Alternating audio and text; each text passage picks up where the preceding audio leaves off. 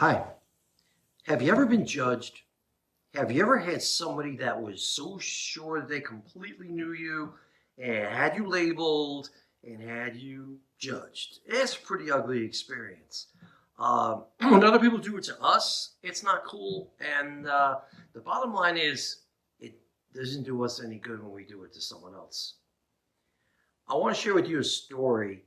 Um, I was working as a bartender, and one of the gigs that I got was a corporate party, okay, for the Philip Morris Corporation. I think they've changed their name since then, but they basically, that was the company, and it was a retirement party for one of their major executives. And the affair was actually, it was late morning, and people were really drinking. We were busy.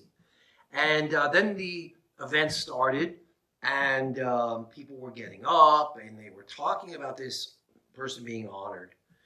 And one after another, I mean, geez, the reviews were more and more glowing as people went on about what a amazing, dynamic, brilliant leader he was, and how he had found very clever ways to market their products to developing nations and to countries that were now free for American trade and stuff like that. And he had a great way with people, and they were saying how he was personally single-handedly responsible for opening up all these new markets, and he was just a brilliant genius at it, and everybody was so impressed. And I'm thinking to myself, this company sells cigarettes. This guy might be responsible for killing more people than Hitler. And I'm like, oh man, what a creep. And I was, thinking, oh man, I'd love to tell this guy off. Well, the event ended, and we had to pack up all the supplies and, clean up and everything.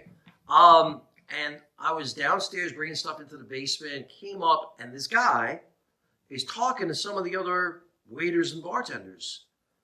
And he's hanging out with them, and I'm like, whoa, this is my chance.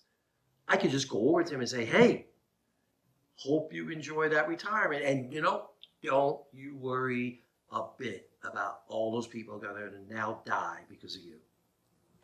I'd be very sarcastic.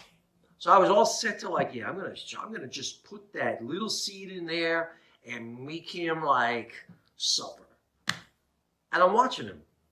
And this guy is talking with this hired help like he was buddies with them. He was like laughing with them. He was treating them with respect. He was finding common ground. He was talking with them about soccer and Latin music and jazz. That was his passion, jazz. In fact, most of the gifts he got were jazz CDs.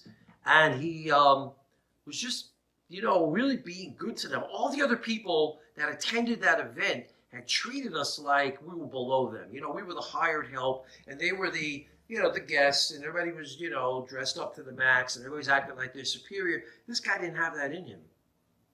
He was hanging out like he was just one of the guys. And that was when I realized, I couldn't hate him, even if my life depended on it. Judging is living, you're in the present moment, but you're not. When you're judging, you're living in the past. And you're labeling a person in a particular way that keeps you and the Spirit of God from flowing in the present moment. That's why Mother Teresa always says, you either judge or love, because they don't go together.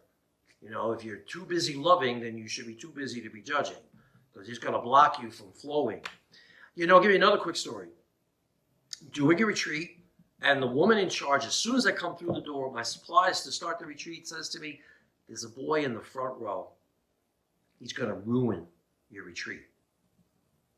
And she has never done that before. I worked with her for years, and she never said anything like that about anybody. And I'm wondering, what the heck? He looks like a regular kid. And she's like, no, but he's ruined every single class, every single program, everything, all year. Good luck. You know something? This kid, not only did he not cause trouble, he ended up being the kid of all of them on that whole retreat that was into it. we bonded, and he was like laughing at my jokes. You know, he was like the most responsive person I had in the whole group. And if I would have judged him, if I would have said to him, or treated him like, you know, you're trouble kid, hey, don't even start with me. I would have done that, probably would have ruined it for him and for me. So I want to encourage you, if you're the kind of person that does this easily, this judging thing, to really, you know, ask God to help you to let go of it, because it's really going to hold you back in your life in so many different ways. You know, we all judge. Judging is a natural thing. The brain does it automatically. But holding on to judgments and excessively engaging in them is where you run into trouble. Okay? So when they happen, don't fight them. Just recognize it and say, thank you to the brain. Thank you for warning me here. But, you know, maybe you're right. Maybe this person is capable of something completely different here. Maybe it's not going to go that way that I might be afraid it's going to go. And that's a level of freedom that the more you have the Spirit of God in you, the more you're able to just not get caught up in those judgments, and you have a way better life. Okay? Hope you'll do that. Okay, God bless.